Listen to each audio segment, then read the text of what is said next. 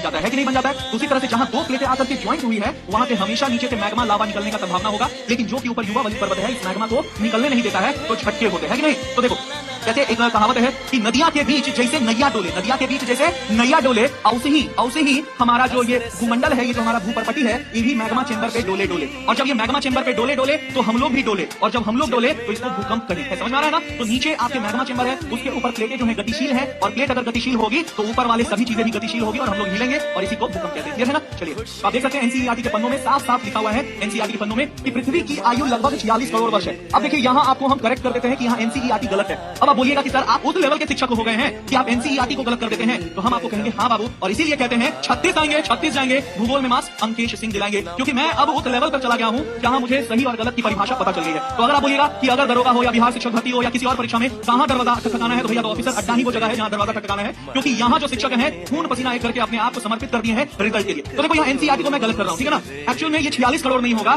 460 करोड़ होगा, ठीक है ना। 460 करोड़ होगा, तो आपके एनसीईआरटी में गलत आंकड़े दिए हैं, याद रखिएगा। तो ये आपके गलत आंकड़े हैं, 460 करोड़ होगा, क्योंकि the age of earth is approximately 4.6 billion years ago. तो 460 करोड़ कहते हैं, ना कि 46 करोड़ कहते हैं। तो इसीलिए आपका ये 46 करोड़ एनसीईआरटी के आंकड़ा गलत है। 46 करोड़ टिक मार दिया तो क्या बीपीएससी शिक्षक भर्ती में आपका आंसर गलत कर देगा? नहीं, क्योंकि जब वो आपको मौका देगा चैलेंज करने का, तो आप सीधे ये पेज उठा करके दिखा दीजिएगा कि देखिए एनसीईआरटी